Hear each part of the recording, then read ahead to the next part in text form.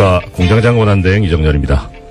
지난 화요일과 수요일에 출연하셨던 유시춘 선생님께 한 번 더 출연을 해주십사 청을 드렸었습니다.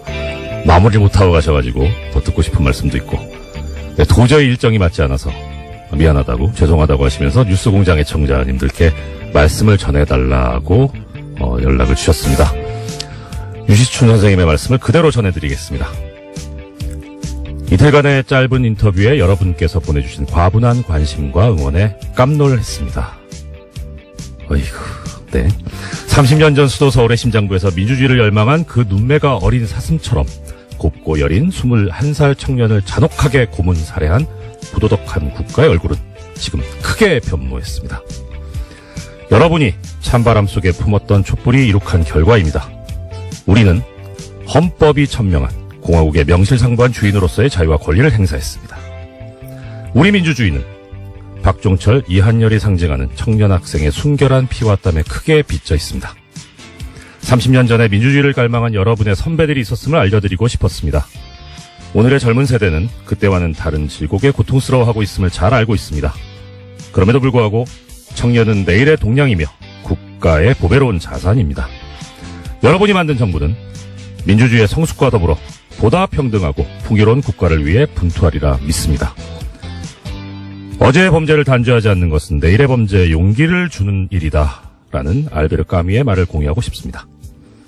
새해 이글이글 앳된 해가 솟아 대한민국 위대한 국민들 얼굴을 말갛게 비추기를 소망합니다. 보잘것없는 말씀을 경청해 주셔서 고맙습니다. 귀한 말씀 주신 유시춘 선생님께 감사드립니다. 공장문 열겠습니다. 이상 유시춘 선생님의 말씀을 대독한 공장장 권한대행 이정렬이었습니다. 예, 시사인의 김은지입니다. 제가요, 요번에 알았습니다. 왜 김은지 기자님 나오시는 코너 이름이 없을까? 그럴 리가 없다. 그래서 확인해본 결과 ERNew네요. ERNew. 네, 이것만은 알아야 할 아침 뉴스의 네. 약자인데요. 네. 굉장히 오랜만에 알려주셔서 저도 새삼스럽습니다. 전 진짜 없는 줄 알았어요. 근데 공장장님 왜 여기 소개를 안 하시는데요? 네, 가끔 대행이 오셨을 때 이름이 좀 빛을 발하긴 하는데요. 예. 네.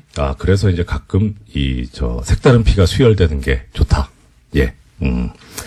예. 자, 오늘 그러면 이제 일단 먼저 혹시 마지막에 어떻게 될지 모르니까 일단 이 일주일 동안 저를 너무너무 도와주신 김은지 기자님께 전 또 개인적으로 감사드리고요. 그 다음에 김은지 기자님께서도 우리 뉴스공장 애청자분들께 한 해 이제 마무리 인사 먼저 하시고 시작하는 걸로 합시다. 예, 제가 더 덕분에 많이 배워서요. 예. 그렇게 말씀해 주셔서 감사드리고요.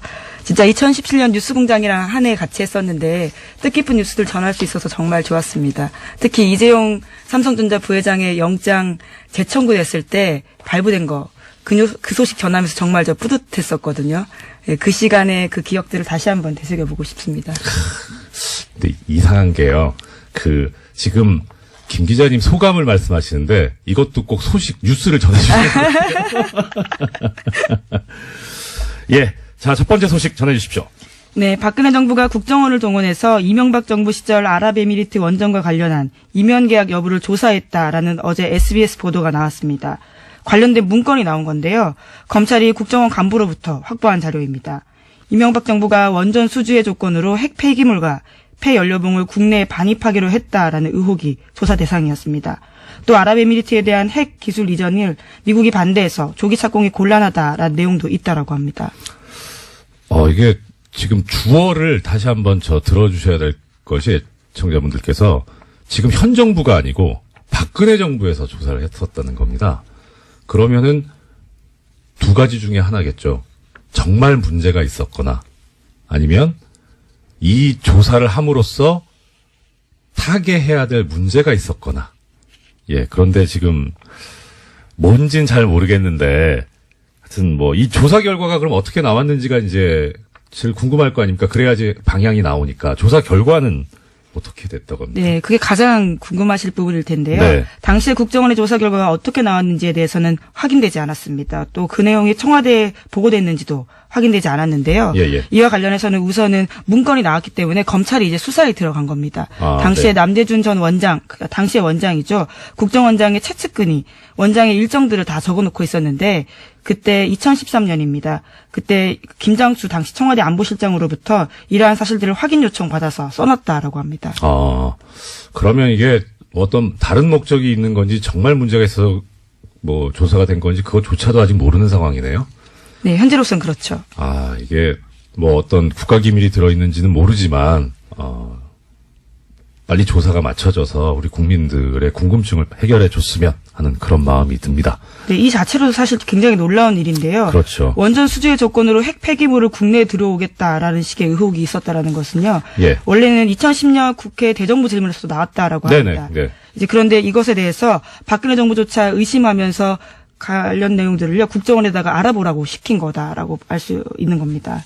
예, 그렇죠. 그때 당시에 강봉균 당시 민주당 의원이 의혹을 제기를 했었고요. 예. 근데 이게 만약에 사실이라면 이거 뭐 황당한 거죠. 그러니까 돈을 벌어오는 대신에 쓰레기를 가져온다는 얘기 아닙니까? 그것도 다른 쓰레기도 아니고 이 국민의 이 건강에 엄청난 영향을 미칠 수 있는 핵 폐기물을 가져온다는 거니까 도대체 국민의 생명과 자유와 재산을 보호해야 될, 신체를 보호해야 될 국가가 오히려 나서서 국민들에게 해를 끼치는 행위를 해버린 것이니 이건 정말 심각한 문제가 아닐 수 없겠네요. 예, 당시에 남대준 당시 원장 같은 경우에는요. 네. 지금은 구속되어 있는 장호중 당시 감찰실장에게 조사를 지시했다고 네네. 알려져 있습니다. 네. 자, 그러면 여기에 그런데 또 관련된 지금까지 해주신 소식은 전부 SBS에서 보도를 한 거네요. 또 하나의 소식이 있다고. 네. 얘기죠. 예. 관련해서 SBS가 연속 보도들을 했는데요. 이게 중요한 네. 보도다 보니까 몇 가지 보도가 있습니다. 네네. 국정원에서 어떻게 진상 파악을 하게 됐냐에 대해서요. 조금 네. 더 의미를 부여하고 있는데 관계자들 멘트를 땄습니다. 예. 문건을 작성했다라고 알려진 국정원 간부에 대해서 어떻게 쓴 거냐 물어봤더니요. 예. 문건에 그런 내용이 있다면 사실일 가능성이 높다라면서 하지만 정확한 내용은 기억나지 않는다라고 밝혔고요. 또 이에 대해서 당시 남대준 원장을 만났던 김장수 안보실장도 이야기를 했는데요. 자기는 기억나지 않는다라고 했습니다. 결정적인 순간에 기억나지 않으시는. 근데 이 기억이 나냐 안 나냐 또 당시 어떤 일이 있었냐 이것까지 이제 검찰이 조사를 해야 되겠죠. 예. 흥미진진한. 네, 일입니다. 언론 보도에는 좀 한계가 있을 수밖에 없는 게요. 남대준 그렇죠. 원장 같은 경우에는 지금 구속되어 있는 상태입니다. 게다가 지금 이제 국정원 관련이니까 사실 또 정보의 접근이 그렇게 쉽지가 않은 상황이죠. 예, 그럼 지켜보겠습니다. 예, 그다음 소식 전해주십시오. 네, 국군기무사령부가 국방부 TF 압수수색 정보 미리 알고 있었고 관련 네. 수사에 협조하지 않았다라는 소식은요. 지난주에 전해드린 바가 있습니다. 관련한 뉴스가 또 나왔는데요. 오늘 아침 한겨레 신문 보도입니다. 군 기무사가 최근 2012년 댓글 작업과 관련해서 국방부 장관에게 거짓 보고했다라는 건데요. 이러한 사실을 확인한 검찰이 기무사에다가 관련 자료 요청했다라고 합니다. 그런데요. 아직까지도 압수수색이 4주째 진행 중이고요. 이러한 난항 때문에 문건 확보에 시간이 걸려서 공소시효가 지나가 버렸다라고 합니다. 참. 지난번에 이제 공장장에서 진행을 하실 때 저도 들었는데 이게 사실 군이라는 데가 원래 공무원 자체가 공무원 조직이 상명하복에 충실하고 위계질서가 엄격한 데인데 더 심한 게 군대잖아요. 계급사회인데 그야말로. 그런데 국군 기무사령부가 그 상급기관에 대해서 이런 식으로 그때는 이제 소식을 수사에 협조하지 않고 증거를 인멸한다 이런 얘기가 있었는데 이제 더 나가서 거짓 보고까지 했다. 그렇다면 도대체 이 조직은 왜 있어야 되는 건가 하는 그런 생각이 드네요. 그런데 또 거기서 더 나가서 아예 빠져나가기 위해서 공소시효가 완성되도록. 자, 참 이게 이 타이밍에 드려야 될 말씀인지 모르겠는데 이 공소시효라는 얘기가 나오니까 김 기자님께서는 이 공소시효라는 게 왜 있을 것 같으세요? 생각이. 그리고 아무래도 좀 편의주의가 아닐까 싶은데요. 평생 네. 수사할 수 없다 보니까 네. 그것을 좀 시간을 한정해 둔 게 아닌가라고 생각해 봤습니다. 그렇죠. 예. 이게 사실 그런데 공소시효라는 게 지금은 좀 상황이 달라졌는데 이 공소시효라는 제도가 만들어질 때만 해도 그러니까 공소시효라는 거 뜻은 뭐 애청자 여러분들께서도 다 잘 아실 겁니다. 시간을 정해두고 이때까지 검사가 범인을 재판에 넘겨야 하고 그게 넘어가면 처벌을 할 수 없다는 거죠. 실질적으로 그런 시한을 정해놓은 건데 그럼 왜 이런 시한을 정해놨느냐. 첫째는 일단 시간이 지나면 증거가 소멸한다. 그러니까 어차피 시간이 엄청나게 지나서 잡아도 범인을 찾아도 증거가 없어서 처벌을 못할 가능성이 높지 않느냐. 그다음 두 번째는 이렇게 오랫동안 범인 입장에서도 발각되지 않기 위해서 숨어 살아야 되니까 그 자체로 고통이다. 이것도 일종의 형벌이다. 이런 논리가 두 개가 주축을 이루고 있거든요. 그 처음에 이제 공소시효 제도를 배웠을 때는 뭐 그럴 수도 있겠다 싶었는데 지금 생각해 보면 예를 들어서 지금 뭐 우리 증거 중에 제일 또 높게 치는 증거 중에 하나가 DNA잖아요. 이건 시간이 가도 안 변하잖아요. 증거가 소멸한다? 아닌데. 그리고 범인이 오랫동안 도피 생활을 해서 불편할 것 같다. 안 불편할 수도 있을 것 같은데. 근데 지금과 같은 상황이면 사실 버티면 이긴다라고 생각할 것 같습니다. 그렇죠. 오히려 시간을 네. 끌어버리는 그런 상황까지 네. 온 거죠. 그래서 중간에 어떤 일이 있었냐면 해외 도피를 해버리는 아예. 그래서 중간에 형사소송법이 개정이 되면서 해외에 나가 있었던 동안은 공소시효가 그 시간에 넣지 않는 걸로. 기소중지 같은 건가요? 기소중지하고 또 다릅니다. 다른가요? 예. 기소중지는 검찰이 하는 처분이고요. 아예 그 해외에 나가 있으면 그 기간을 빼는 그런 법 개정이 있었는데 지금 상황 같으면 도대체 공소시효가 왜 있어야 될까? 특히 이제 이런 상황처럼 아예 공소시효를 끝내버리려고 지나가게 하려고 이런 고의적인 시간 끌기. 예. 압수수색이 지금 4주째 진행 중이라는데 방해를 해가지고요. 네, 이미징을 아예 못하게 해서 일일이 키워드 검색을 여전히 하고 있다라고 합니다.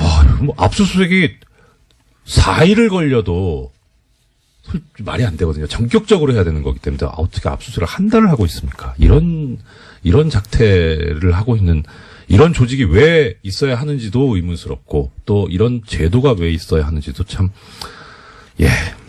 말이 안 나오네요. 예. 다음 소식 부탁드립니다. 예, 이번에도 공소시효와 관련된 내용이 있습니다. 네. 계속해서 이건희 삼성전자 회장의 차명재산 관련된 내용 알려드리고 있는데요. 네네. 2008년 삼성 비자금 특검에서 드러나지 않았던 이건희 삼성전자 회장의 수천억 원대 차명재산이 있다라고 알려드렸습니다. 이에 대한 수사가 실체 접근조차 하지 못한 채 사실상 마무리 수순에 들어갔다고 이 또한 한겨레 신문이 보도했습니다. 네네. 2011년 이 회장 쪽에 1천억 원대 자진 납세를 받은 국세청이요. 이를 수사기관에 통보하는 등 적극 수사 의뢰에 나서지 않았다라고 합니다. 그러다 보니까 공소시효가 이것도 지나가고 있다고 하는데요. 다만 한 가지 희망은 있습니다. 공소시효가 남은 2013년에서 2014년 차명계좌에서 발급된 수표가 있어서요. 이것을 어떻게 할지 수사당국의 의지를 봐야 된다라고 합니다. 예. 이것도 그렇게 시간이 많이 남지 않았네요. 자, 그럼 이제 제기되는 문제. 공소시효를 없애면 되지 않냐. 없애는 것까지는 그렇다 치고, 그 다음에 이제 어떻게 되는 거냐. 예, 지금 이것도 지금 공소시효가 문제인데, 그러면은, 공소시효를 없애서 옛날의 행위에까지 그것을 효력을 미칠 수 있을 것이냐 하는 문제가 이제 되겠죠. 뭐, 예를 들어서 지금 이제 이 공소시효 다 없앱시다 해가지고, 이 기무사에서 댓글 공작한 거, 이것도 이제 지금 처벌하기로 하고, 뭐, 차명재산 이것도 수사해서 처벌하기로 하자 하면, 문제는 소급법이 돼서, 이게, 우리 헌법상에서 얘기하고 있는 법률 불소급의 원칙에 어긋나니까 문제가 있을 수 있죠. 한 번 이제 이게 문제가 됐었던 적이 있어요. 저 예전에 전두환 노태우,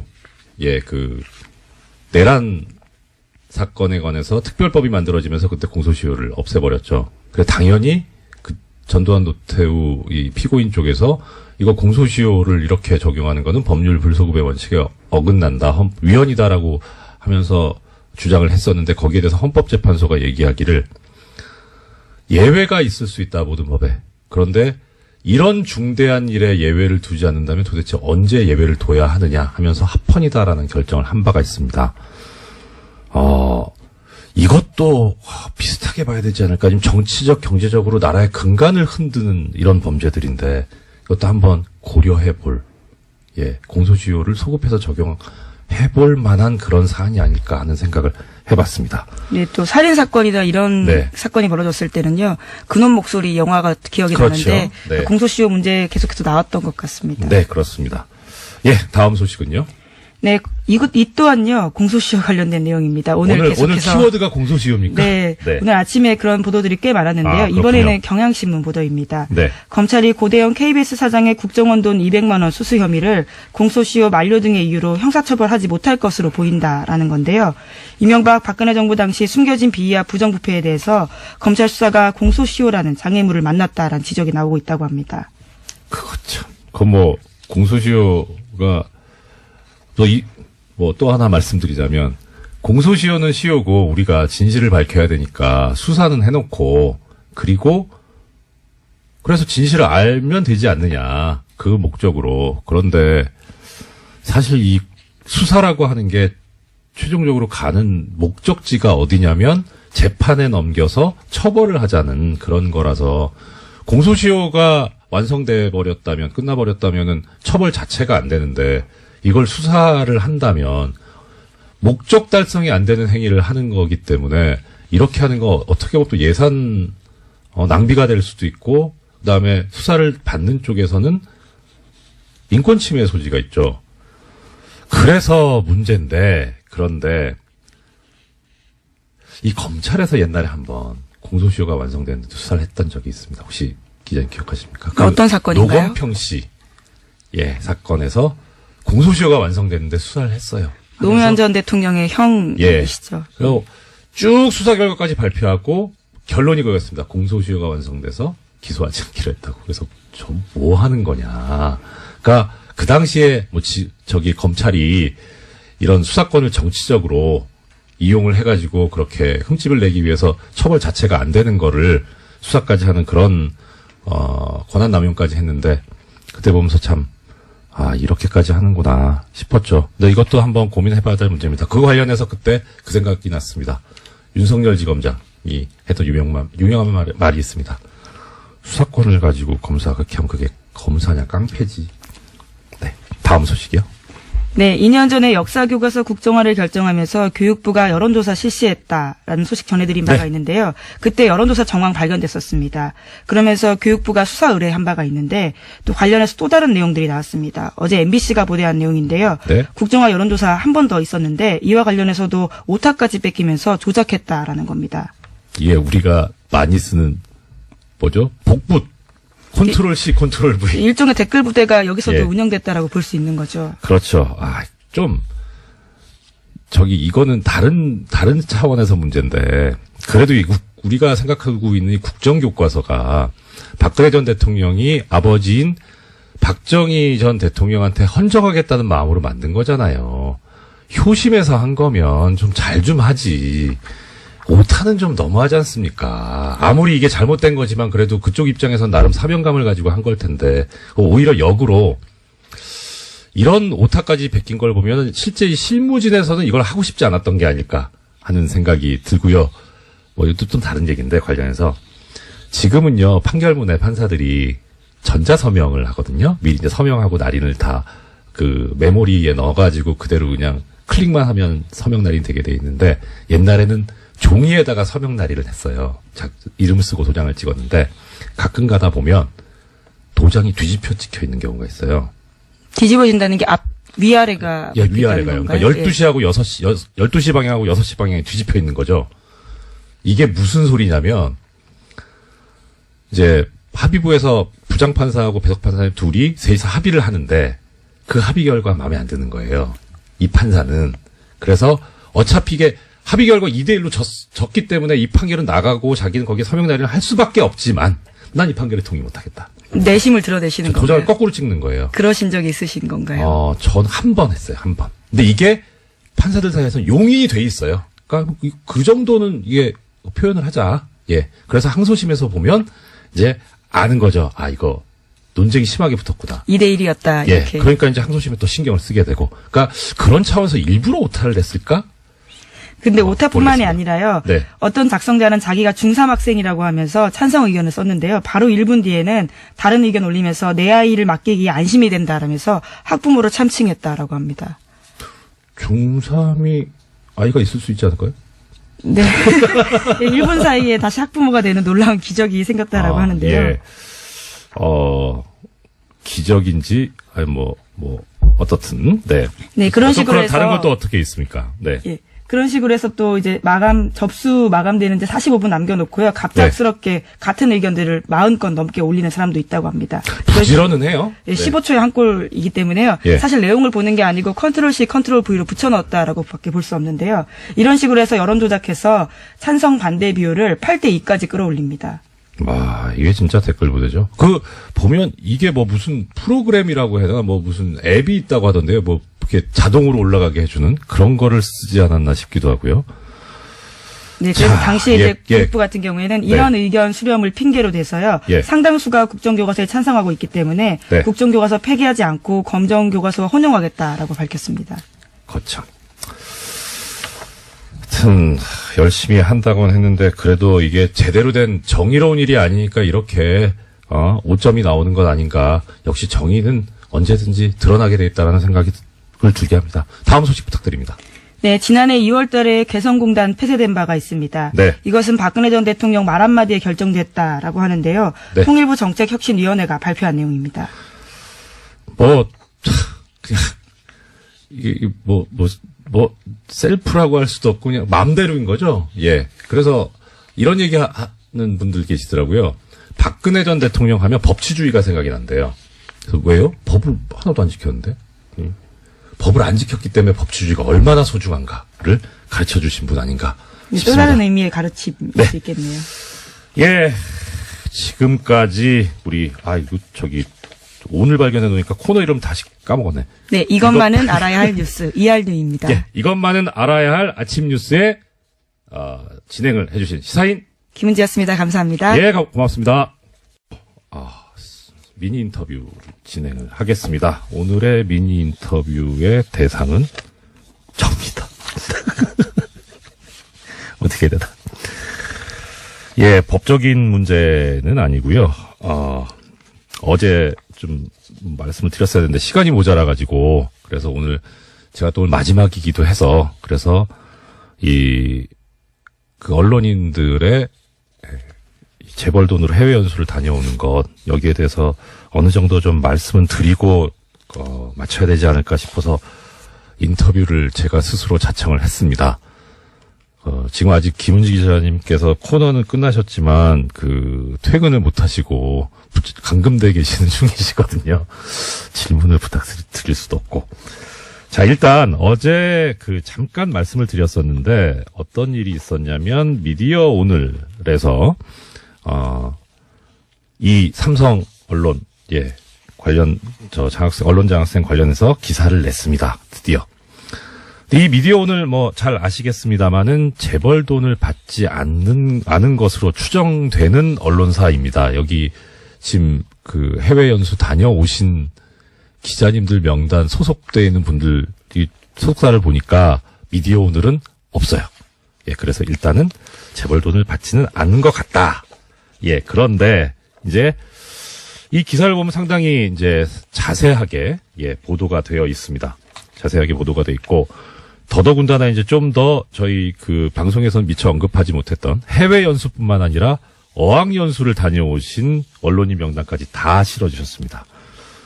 고맙습니다. 네. 자, 이 기사를 잠깐 그럼 말씀을 드려볼게요. 이 기사에 의하면 이 삼성 언론 장학생 관련해서 나온 것이 시작이 뉴스공장, 우리 뉴스공장이라는 거고 그리고 제가 25일날 시작했다 이렇게 보도를 하고 계십니다. 죄송한데요. 이거는 팩트가 틀립니다. 예, 실제 팩트는 이 내용의 처음이 언제부터 시작됐느냐. 23일 날 트위터에서 SICHMOON 이라는 닉네임을 쓰시는 분이 시작한 것으로 저는 알고 있습니다. 이거 어떻게 읽어야 되나? 시크문? 네. 하여튼 SICHMOON 님이 시작을 하셨는데요. 제가 이제 트위터를 보다가 이 문제를 알게 된 게 24일 저녁입니다.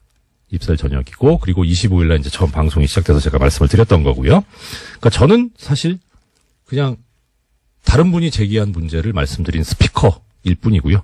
문제의식을 가지신 분은 다른 분입니다. 근데 이분이 참 평범한 일반 국민이십니다. 그리고 그래서 이 보도를 보면서 들었던 생각이 겁니다. 재벌의 돈을 받지 않은 것으로 추정되는 이런 매체도 팩트는 틀릴 수 있습니다. 일부러 오보를 낸 건 아니겠지만 그래 언제든지 팩트를 체크하는 것이 아주 중요합니다. 이런 말씀 들었습니다. 왜 도대체 방송에서 자꾸 이런 얘기를 하느냐. 언론인 그럼 연수시키지 말자는 거냐. 아니죠. 필요하죠. 언론인 연수는 필요합니다. 근데 문제는 그게 재벌 돈으로 이루어진다는 거죠. 그 다음 두 번째는 선발 과정에서 사주의 추천이 필요하다는 겁니다. 그럼 이렇게 되면 어떤 문제가 생기느냐. 어떤 문제가 생길까요? 사주는 언론사의 수익을 극대화해야 할 의무, 책임이 있죠. 그러니 제가 사주라면 어떻겠습니까?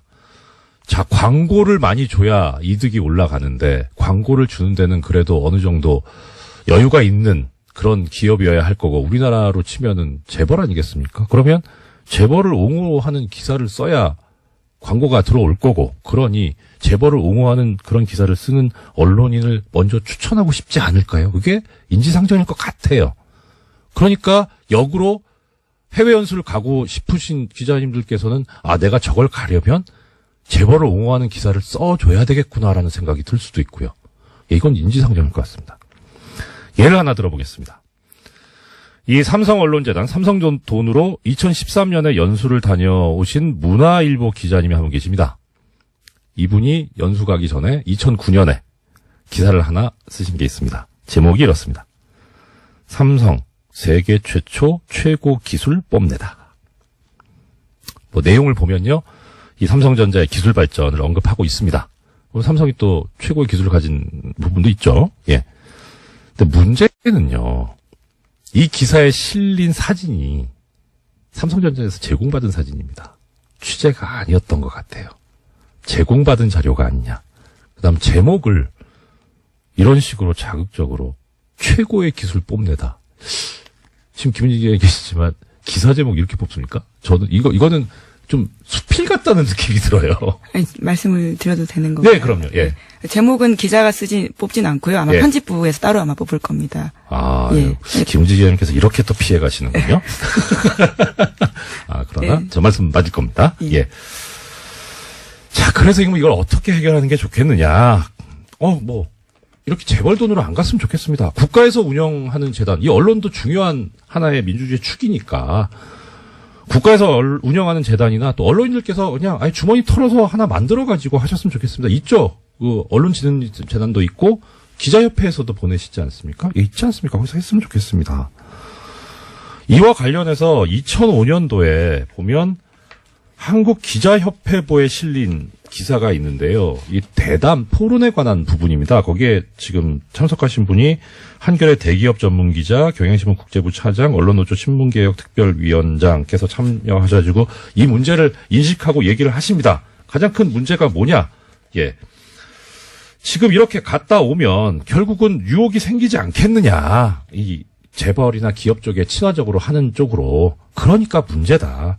자본 색채가 드러나지 않는 공익적인 지원이 필요하다라는 해법까지 제시하시고 계십니다. 이게 2005년입니다. 15년 가까이 됐죠. 자, 그러면 이런 반론이 있을 수 있습니다. 갔다 와가지고 내 집 가기 전에 재벌 옹호하는 거 안 쓰면 될 거 아니냐. 네. 여기에 대해서 훌륭한 답을 주신 분이 계십니다. 지난번에 제가 한번 소개를 시켜드렸던 것 같은데요. 경향신문에서 굿바이 노무현이라는 칼럼을 쓰셨던 분이 그 글의 제목에 이렇게 돼 있습니다. 돈 받은 본질은 달라지지 않는다. 예, 어떻게 하든 재벌로부터 돈 받은 본질은 달라지지 않습니다. 자, 인터뷰가 혼자 지금 주절주절 떠들고 있네요. 예, 마무리해야 되겠네요. 재미없을 것 같습니다. 자, 바람직한 언론의 모습, 이와 관련해서 말씀드리겠습니다. 헌법에 표현의 자유가 처음 기록되던 시절이 있죠. 그때는 자본주의가 고도화되지도 않았고 언론은 기업화되지도 않았습니다. 오로지 세습된 정치 권력, 왕권이죠. 이것의 보복만을 두려워하던 시기가 있었습니다. 언론 자유만 보장되면 다 될 줄 알았던 그런 시기죠. 근데 시간이 흘러보니까 냉전 시기에 이 두 축들이, 냉전의 축이 언론을 이용해서 조작된 합의를 만들어내는 과정이 너무나도 양쪽 다 닮아 있었습니다. 뭐 서로 민주주의 국가다 이렇게 얘기를 하고 상대방을 독재 국가라고 했지만 문제는 여론 조작을 얼마나 더 세련되게 하느냐 아니면 폭력적으로 하느냐 이 차이만 있었던 거죠. 언론의 자유만 보장해주면은 언론이 권력을 감시해서 대의민주주의 제도를 훌륭히 보완해 줄 것이다라는 생각은 미국에서 1950년대에 이미 무너졌습니다. 이것은 언론 사주와 기자가 언론의 자유라는 것을 언론 기업이 무엇이든지 할 자유로 남용하기 시작하면서 벌어진 일입니다. 2010년대를 사는 대한민국도 비슷하죠. 그래서 민주주의 광장에서 토론할 자유, 정확하고 다양한 정보를 접할 기회가 사라져버렸습니다. 언론이 누리는 권력을 소수가 독차지하는 현상이 벌어진 거죠. 사회적 책임에 관한 허친스 보고서라는 보고서가 있습니다. 여기서 자유롭고 책임 있는 언론은 공권력으로부터 유지되어야 한다는 결론을 내면서도 비판을 감수하며 사회적 책임을 다해야 언론의 자유도 보호받을 수 있다는 결론을 냅니다. 그래서 이 결론은 이렇습니다. 언론의 사명은 매일 일어나는 사건들에 대해 정확하고 진실되며 종합적인 보도를 해야 하는 데 있다. 두 번째, 언론은 다양한 설명과 비판이 제한되고 교류되는 광장, 즉 공론에 장애해야 한다. 셋째, 언론은 사회를 구성하는 여러 집단의 대표적인 의견과 입장을 반영해야 한다. 넷째, 언론 매체는 사회가 공유하는 가치나 목적을 명확하게 제시해야 한다. 다섯 번째, 언론 매체는 매일매일의 정보에 접근할 수 있는 충분한 기회를 제공함으로써 이른바 정보의 자유 혹은 알 권리를 충족시켜야 한다. 최근 언론이 이 원칙을 지켰나? 솔직히 답하실 수 있는 기자분, 김은지 기자님 빼고 누가 있겠습니까? 네.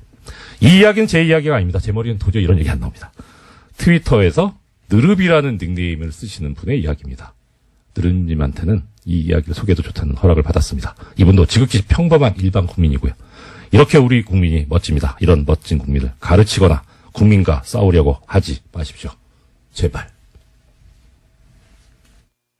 정당과의 통합 찬반을 묻는 국민의당 전 당원 투표가 진행되고 있습니다. 알고 계시죠? 통합 찬성파 반대파 간의 공방도 계속되고 있는데요. 어제 정치 9단 주 국민의당 박지원 전 대표 모시고 반대파 입장에서 들어본 데 이어서 오늘은 찬성파 입장을 들어보겠습니다. 국민의당 장진영 최고위원께서 스튜디오에 직접 나와주셨습니다. 어서 오십시오. 안녕하십니까. 장진영입니다. 반갑습니다. 일단 시작 전에요. 네. 저기 소개도 안 드렸는데 바로 웃음소리를 내시면 어떻게 합니까? 왜 웃으셨습니까? 웃기잖아요. 구단주. 예.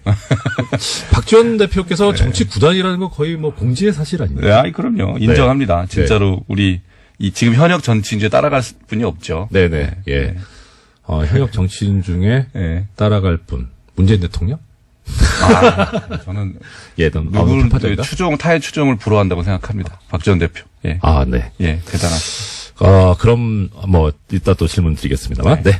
자, 일단은 어제까지 지금 이제 이틀째 전 당원 투표가 진행이 됐습니다. 어제 이제 박지원 전 대표께서 나오셨을 때는 네. 첫날 투표율이 높았다. 네. 두 번째는 지금 열성 당원들이 빨리 열성 지지자들이 먼저 투표를 했을 거기 때문에 높았지만 이튿날 때부터 확 떨어질 것이다라는 그런 예언을 하고 가셨는데 실제 보니까 첫날 14% 그래서 예상보다 좀 높다 싶었는데 이제 어제까지 누적 투표율이죠 17%. 네.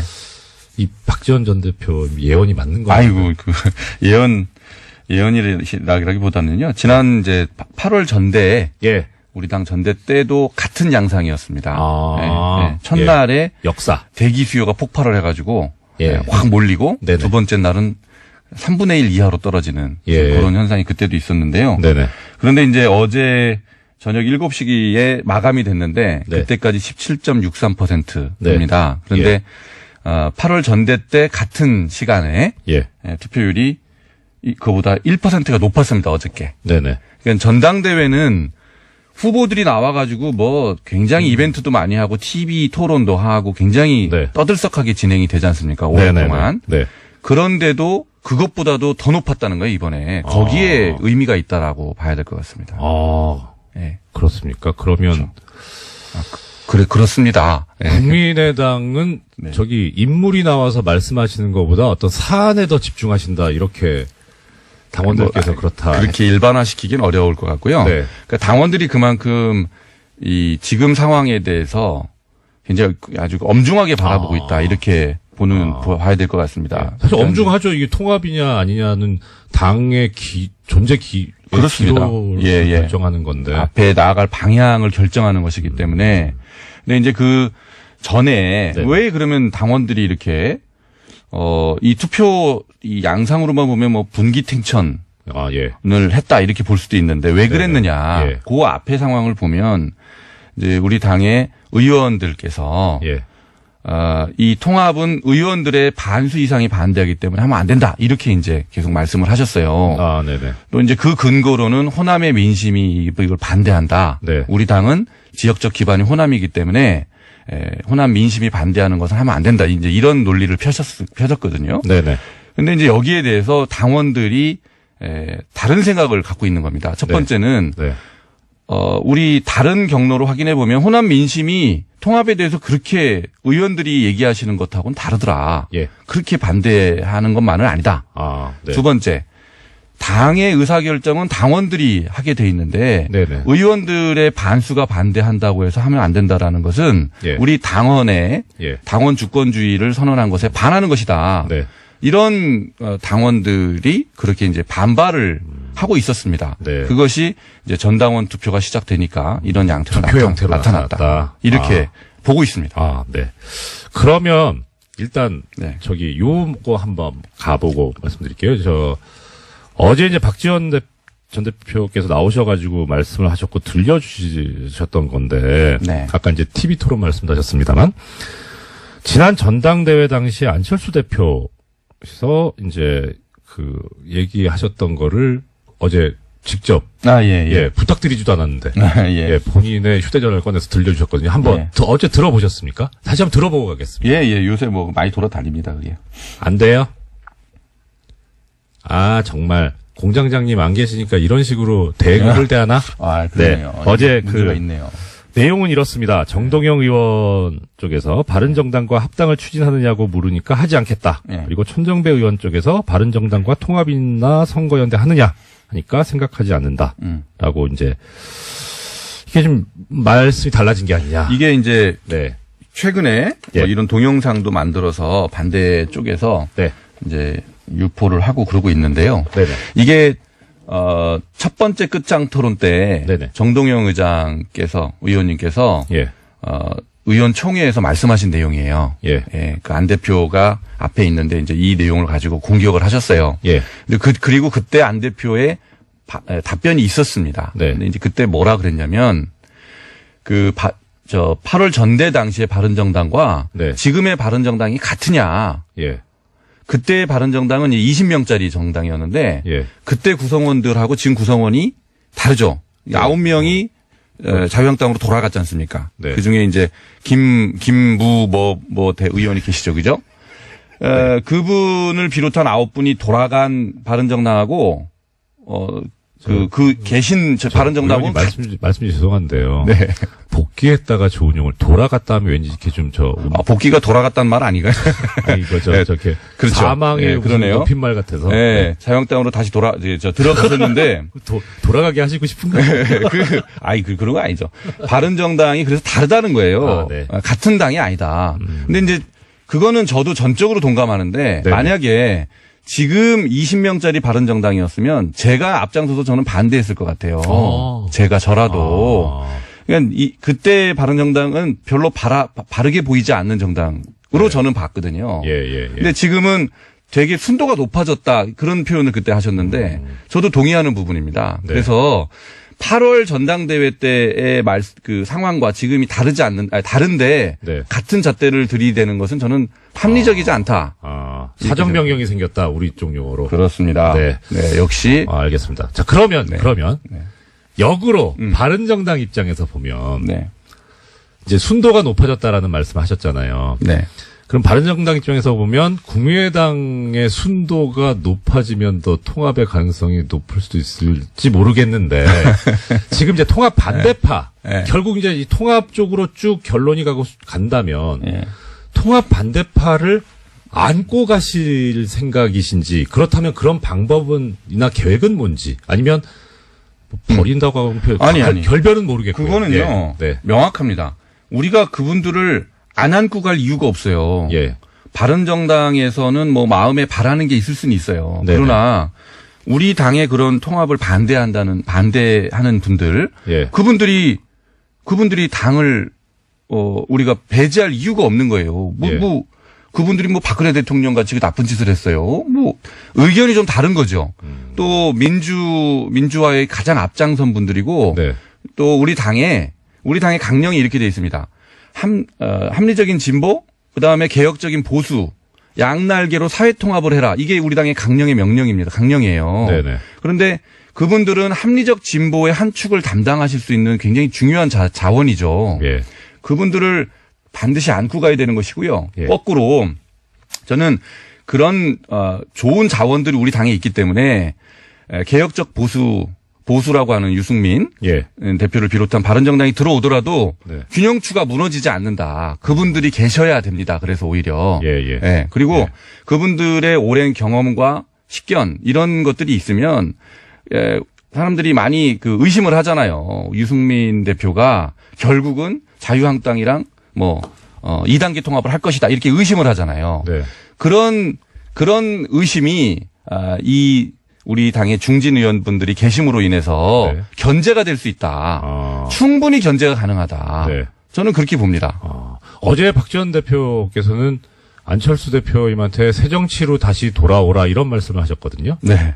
그 말씀에 대해서 어떻게 해요? 저는 제가 보기에는 이게 새 정치인 것 같은데 이 방향이. 네, 새 정치의 가장 핵심은 네. 다당제의 정착이잖아요. 다단계라고 그러려고 그러네. 다당제의 정착인데 지금 불리한 짓으로 거부하실 수 있습니다. 그런데 지금 이 상황은 예. 그대로 가면 다당제가 지금 굉장히 불안정한 다당제지 않습니까? 네. 바른정당이 만약에 자유한국당으로 쏠려 들어가 버리면 예. 일당이 되죠. 자유한국당이.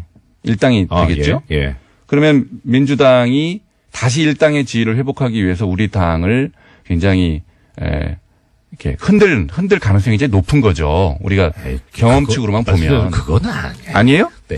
저는 그렇게 봅니다. 그래서 예. 왜 이렇게 부인하시는 뭐 민주당 입장이세요? 아니요. 그건 국민의 입장이죠. 네, 근데 민주당 입장에서 네. 다시 일당의 지위를 회복하는 게 굉장히 중요하잖아요. 국회의장, 그다음에 국회 상임위, 네. 뭐 이런 운영에 관한 주도권을 확보할 수 있다는 그런 점에서 그렇기 때문에 우리 당이 굉장히 불안해질 수가 있다. 그런 점에서 그 생각에서 그러실 수 있겠네요. 예, 네. 그렇기 때문에 바른정당과 순도가 네. 높아진 바른정당과 힘을 합쳐서 예. 이 다당제의 기반을 굳건히 하는 것. 예. 저는 이게 새 정치의 요체라고 봅니다. 그러면은요, 이런 반론이 있을 수 있을 것 같아요. 지금, 예. 의원님 말씀대로 했을 때, 네. 그러니까 새 정치의 요체는 다당제인데, 네. 그런데 안철수 대표님 말씀은 뭐냐면, 바른정당과 합당을 해서 우리가 제1야당으로 올라갈 수 있다. 지지율이 올라가서. 네. 예. 그런데 그 와중에 지금 엊그제 나온 바른정당 쪽의 통합 찬성파인 하태경 의원은 뭐라고 하셨냐면 네. 본인의 목표는 자유한국당 소멸이고 홍준표 대표가 물러나게 하는 거다. 네. 정치에서 이제 네. 손을 못하게 그렇죠. 손을 못하게 하는 거다라고 네. 하셨거든요. 네네. 그러면 자유한국당이 소멸돼 버리면 이 다당제라고 하는 네. 애초에 처음에 새 정치의 그림은 엉망이지 않나요? 예. 뭐 예. 그런 또 비판이 논리적으로 가능할 수 있어요. 예. 근데 우리가 생각하는 바람직한 다당제는 네. 자유한국당이 없어도 가능하다고 봅니다. 다른 정당이 출연해야 되죠. 네. 더 바람직한 정당. 예. 예. 뭐 지금 녹색당이나 예. 이런 건전한 정당들이 예. 출연할 수 있는 원내에 진입할 수 있는 기반을 만드는 게 다당제의 요체지. 예. 자유한국당이 계속 있게 하는 게 저는 중요하다고 생각하지 않습니다. 그 당은 없어져야 되는 당이에요. 예. 우리가 극복해야 되는 당입니다. 그러면은 지금 이 말씀을 뭐 녹색당이든 정의당이든 이쪽 네. 소수당이 더 네. 진출할 수 있는 선거구제 개혁까지 그것도 여쭤봐야 되는 시간이 다 됐네요. 네? 죄송합니다. 뭐 얘기도 못했는데 그렇게 예, 벌써 지금까지 끝나요? 예. 네. 고맙습니다. 중간에 기억나지 않으시는. 뭐 근데 이 기억이 나냐 안 나냐 또 당시 어떤 일이 있었냐 이것까지 이제 검찰이 조사를 해야 되겠죠. 예. 흥미진진한. 네, 일입니다. 언론 보도에는 좀 한계가 있을 수밖에 없는 게요. 남재준 원장 같은 경우에는 지금 구속되어 있는 상태입니다. 게다가 지금 이제 국정원 관련이니까 사실 또 정보의 접근이 그렇게 쉽지가 않은 상황이죠. 예, 그럼 지켜보겠습니다. 예, 그 다음 소식 전해주십시오. 네, 국군기무사령부가 국방부 TF 압수수색 정보 미리 알고 있었고 관련 네. 수사에 협조하지 않았다라는 소식은요. 지난주에 전해드린 바가 있습니다. 관련한 뉴스가 또 나왔는데요. 오늘 아침 한겨레신문 보도입니다. 군 기무사가 최근 2012년 댓글 작업과 관련해서 국방부 장관에게 거짓 보고했다라는 건데요. 이러한 사실을 확인한 검찰이 기무사에다가 관련 자료 요청했다라고 합니다. 그런데요. 아직까지도 압수수색이 4주째 진행 중이고요. 이러한 난항 때문에 문건 확보에 시간이 걸려서 공소시효가 지나가 버렸다라고 합니다. 참.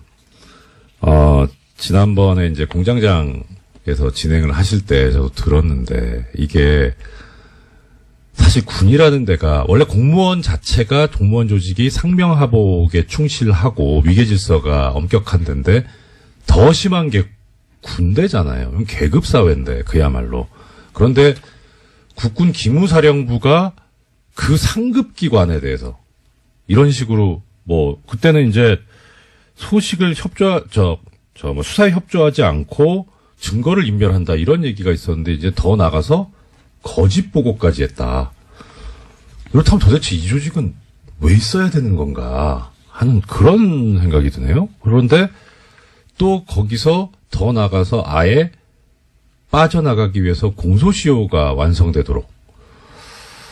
자, 참 이게 이 타이밍에 드려야 될 말씀인지 모르겠는데 이 공소시효라는 얘기가 나오니까 김 기자님께서는 이 공소시효라는 게 왜 있을 것 같으세요? 생각이.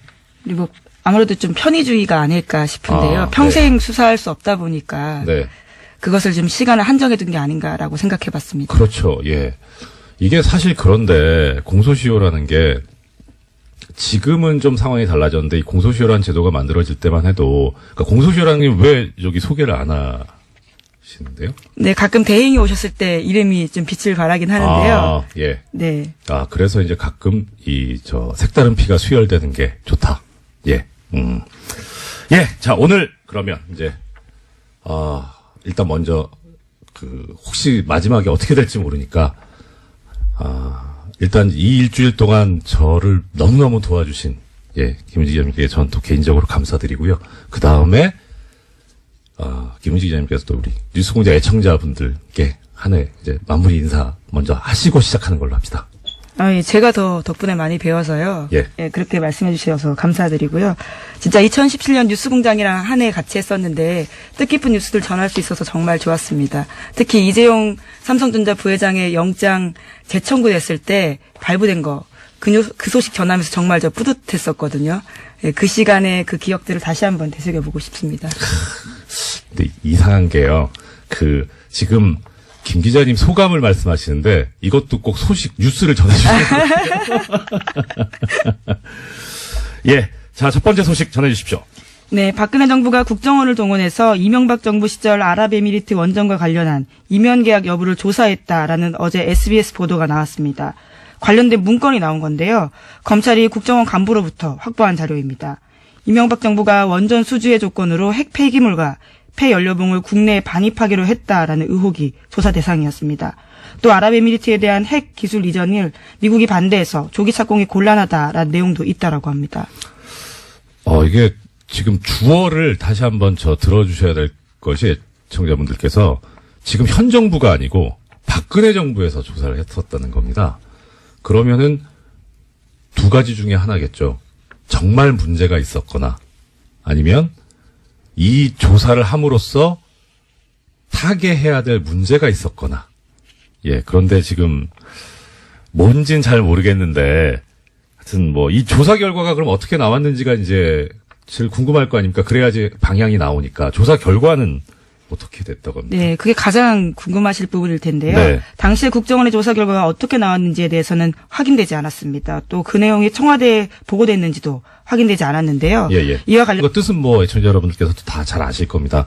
시간을 정해두고 이때까지 검사가 범인을 재판에 넘겨야 하고 그게 넘어가면 처벌을 할 수 없다는 거죠. 실질적으로. 그런 시한을 정해놓은 건데 그럼 왜 이런 시한을 정해놨느냐. 첫째는 일단 시간이 지나면 증거가 소멸한다. 그러니까 어차피 시간이 엄청나게 지나서 잡아도 범인을 찾아도 증거가 없어서 처벌을 못할 가능성이 높지 않느냐. 그다음 두 번째는 이렇게 오랫동안 범인 입장에서도 발각되지 않기 위해서 숨어 살아야 되니까 그 자체로 고통이다. 이것도 일종의 형벌이다. 이런 논리가 두 개가 주축을 이루고 있거든요. 그 처음에 이제 공소시효 제도를 배웠을 때는 뭐 그럴 수도 있겠다 싶었는데 지금 생각해 보면 예를 들어서 지금 우리 증거 중에 제일 또 높게 치는 증거 중에 하나가 DNA잖아요. 이건 시간이 가도 안 변하잖아요. 증거가 소멸한다? 아닌데. 그리고 범인이 오랫동안 도피 생활을 해서 불편할 것 같다. 안 불편할 수도 있을 것 같은데. 근데 지금과 같은 상황이면 사실 버티면 이긴다라고 생각할 것 같습니다. 그렇죠. 오히려 시간을 네. 끌어버리는 그런 상황까지 네. 온 거죠. 그래서 중간에 어떤 일이 있었냐면 해외 도피를 해버리는 아예. 그래서 중간에 형사소송법이 개정이 되면서 해외에 나가 있었던 동안은 공소시효가 그 시간에 넣지 않는 걸로. 기소중지 같은 건가요? 기소중지하고 또 다르다. 다른가요? 예. 기소중지는 검찰이 하는 처분이고요. 아예 그 해외에 나가 있으면 그 기간을 빼는 그런 법 개정이 있었는데 지금 상황 같으면 도대체 공소시효가 왜 있어야 될까? 특히 이제 이런 상황처럼 아예 공소시효를 끝내버리려고 지나가게 하려고 이런 고의적인 시간 끌기. 예. 압수수색이 지금 4주째 진행 중이라는데 방해를 해가지고요. 네, 이미징을 아예 못하게 해서 일일이 키워드 검색을 여전히 하고 있다라고 합니다. 뭐 압수수색이 4일을 걸려도 말이 안 되거든요. 전격적으로 해야 되는 거기 때문에 어떻게 압수수색을 한 달을 하고 있습니까? 이런 작태를 하고 있는 이런 조직이 왜 있어야 하는지도 의문스럽고 또 이런 제도가 왜 있어야 하는지도 참 말이 안 나오네요. 예. 다음 소식 부탁드립니다. 예, 이번에도 공소시효와 관련된 내용이 있습니다. 네. 계속해서 이건희 삼성전자 회장의 차명재산 관련된 내용 알려드리고 있는데요. 네네. 2008년 삼성 공장장 권한대행 이정렬입니다. 지난 화요일과 수요일에 출연하셨던 유시춘 선생님께 한 번 더 출연을 해 주십사 청을 드렸었습니다. 마무리 못하고 가셔가지고 더 듣고 싶은 말씀도 있고 도저히 일정이 맞지 않아서 미안하다고 죄송하다고 하시면서 뉴스공장 애청자님들께 말씀을 전해달라고 연락을 주셨습니다. 유시춘 선생님의 말씀을 그대로 전해드리겠습니다. 이틀간의 짧은 인터뷰에 여러분께서 보내주신 과분한 관심과 응원에 깜놀했습니다. 어이구, 네. 30년 전 수도 서울의 심장부에서 민주주의를 열망한 그 눈매가 어린 사슴처럼 곱고 여린 21살 청년을 잔혹하게 고문 살해한 부도덕한 국가의 얼굴은 지금 크게 변모했습니다. 여러분이 찬바람 속에 품었던 촛불이 이룩한 결과입니다. 우리는 헌법이 천명한 공화국의 명실상부한 주인으로서의 자유와 권리를 행사했습니다. 우리 민주주의는 박종철, 이한열이 상징하는 청년 학생의 순결한 피와 땀에 크게 비쳐 있습니다. 30년 전에 민주주의를 갈망한 여러분의 선배들이 있었음을 알려드리고 싶었습니다. 오늘의 젊은 세대는 그때와는 다른 질곡에 고통스러워하고 있음을 잘 알고 있습니다. 그럼에도 불구하고 청년은 내일의 동량이며 국가의 보배로운 자산입니다. 여러분이 만든 정부는 민주주의의 성숙과 더불어 보다 평등하고 풍요로운 국가를 위해 분투하리라 믿습니다. 어제의 범죄를 단죄하지 않는 것은 내일의 범죄에 용기를 주는 일이다 라는 알베르 까미의 말을 공유하고 싶습니다. 새해 이글이글 앳된 해가 솟아 대한민국 위대한 국민들 얼굴을 말갛게 비추기를 소망합니다. 보잘것없는 말씀을 경청해 주셔서 고맙습니다. 귀한 말씀 주신 유시춘 선생님께 감사드립니다. 공장문 열겠습니다. 이상 유시춘 선생님의 말씀을 대독한 공장장 권한대행 이정렬이었습니다. 예, 시사인의 김은지입니다. 제가요 요번에 알았습니다. 왜 김은지 기자님 나오시는 코너 이름이 없을까? 있습니다. 그럴 리가 없다. 그래서 확인해본 결과 ERNew네요. ERNew. 네, 이것만은 알아야 할 아침 뉴스의 약자인데요. 네. 굉장히 오랜만에 알려주셔서 저도 새삼스럽습니다. 전 진짜 없는 줄 알았어요. 근데 공장장 관련해서는 우선은 문건이 나왔기 때문에 검찰이 이제 수사에 들어간 겁니다. 당시에 네. 남대준 전 원장, 당시의 원장이죠. 국정원장의 최측근이 원장의 일정들을 다 적어놓고 있었는데 그때 2013년입니다. 그때 김장수 당시 청와대 안보실장으로부터 이러한 사실들을 확인 요청 받아서 써놨다라고 합니다. 그러면 이게 어떤 다른 목적이 있는 건지 정말 문제가 있어서 뭐 조사가 된 건지 그것조차도 아직 모르는 상황이네요.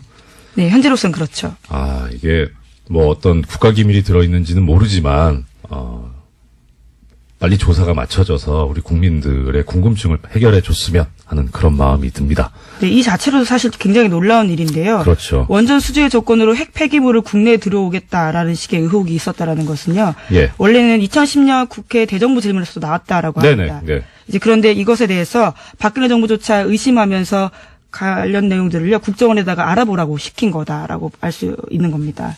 예, 그렇죠. 그때 당시에 강봉균 당시 민주당 의원이 의혹을 제기를 했었고요. 예. 근데 이게 만약에 사실이라면 이거 뭐 황당한 거죠. 그러니까 돈을 벌어오는 대신에 쓰레기를 가져온다는 얘기 아닙니까? 그것도 다른 쓰레기도 아니고 이 국민의 이 건강에 엄청난 영향을 미칠 수 있는 핵 폐기물을 가져온다는 거니까 도대체 국민의 생명과 자유와 재산을 보호해야 될, 신체를 보호해야 될 국가가 오히려 나서서 국민들에게 해를 끼치는 행위를 해버린 것이니 이건 정말 심각한 문제가 아닐 수 없겠네요. 예, 당시에 남대준 당시 원장 같은 경우에는요. 네. 지금은 구속되어 있는 장호중 당시 감찰실장에게 조사를 지시했다고 알려져 네네. 있습니다. 네. 자, 그러면 여기에 그런데 또 관련된 지금까지 해주신 소식은 전부 SBS에서 보도를 한 거네요. 또 하나의 소식이 있다고. 네. 그렇죠? 예. 관련해서 SBS가 연속 보도들을 했는데요. 이게 중요한 네. 보도다 보니까 몇 가지 보도가 있습니다. 네네. 국정원에서 어떻게 진상 파악을 하게 됐냐에 대해서요. 조금 네. 더 의미를 부여하고 있는데 관계자들 멘트를 땄습니다. 예. 문건을 작성했다라고 알려진 국정원 간부에 대해서 어떻게 쓴 거냐 물어봤더니요. 예. 문건에 그런 내용이 있다면 사실일 가능성이 높다라면서 하지만 정확한 내용은 기억나지 않는다라고 밝혔고요. 또 이에 대해서 당시 남대준 원장을 만났던 김장수 안보실장도 이야기를 했는데요. 자기는 기억나지 않는다라고 했습니다. 결정적인